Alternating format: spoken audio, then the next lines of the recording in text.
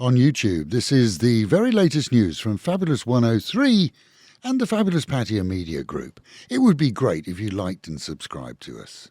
Friday saw Thailand vote with the majority in the United Nations General Assembly to recognise Palestine as qualified for full UN membership. Along with 143 other nations, Thailand effectively recognised Palestine as an independent state. It doesn't then become a member of the UN but allows it to apply with support.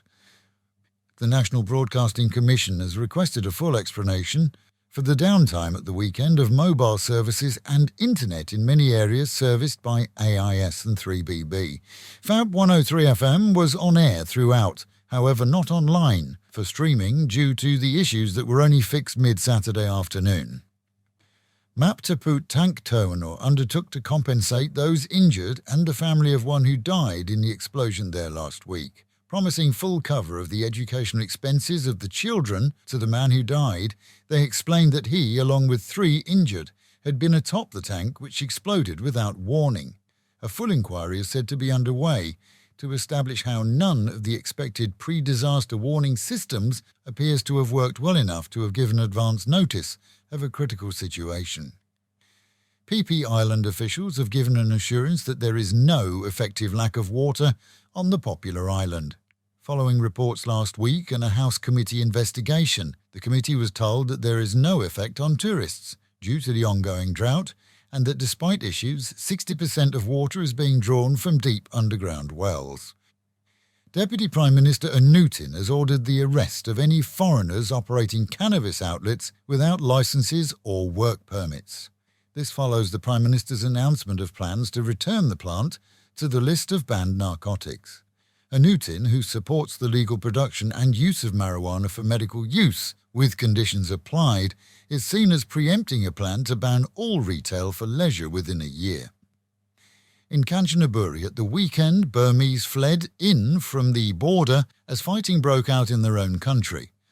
Over 100 escaped here from heavy gunfire and bombing, which died down soon after. Half then returned and the others remained here through the weekend. Opening bank accounts for new customers here is likely to become even tougher as institutions begin to comply with new regulations designed to thwart the misuse of accounts by scammers. From the 1st of June, all banks must show that they comply with the full customer due diligence approach. Buying online is likely to see purchases from overseas subject to the same taxes as goods bought domestically. The Finance Ministry proposes the standard 7% VAT tax on all goods, even under 1,500 baht. No word on whether that will be collected by online services in final billing prices or whether buyers will have to pay and collect.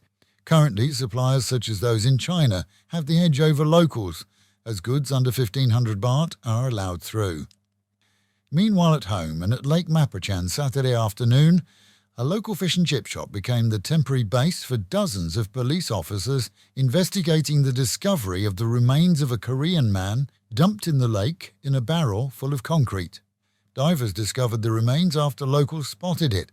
Provincial and national police arrived at the scene and set up a base, as previously there had been reports sent to Bangkok that the man's family had received demands for 3 million baht, which his kidnappers claimed was due to them after he dumped their drug stash out of fear of being caught. Police traced the calls to the Banglamung area. Investigations showed that he was picked up in the capital and driven here. CCTV recordings in a local hardware store confirmed that at least 3 of his fellow countrymen had bought the empty barrel. With the remains found to be not intact, in fact cut up to fit the container, a full autopsy has been ordered, as it's thought that most, if not all, of the perpetrators have already fled Thailand for their home country. Grant Corrin, a New Zealander living in the area, was stopped by police following a tip-off that he was on overstay. That checked out a mere 6 years without a visa, and he was duly removed to the Immigration Detention Centre. It seems that he was so neurotic about his status that he never left his home during daylight, limiting his outings to buy provisions and otherwise not having much of a life here. And the outlook today is continued rain, having seen storms with lightning firing up from way before dawn. Heavy cloud fronts in the region show the chance of bigger storms, and it's good to prepare for them, however often they bypass our small region.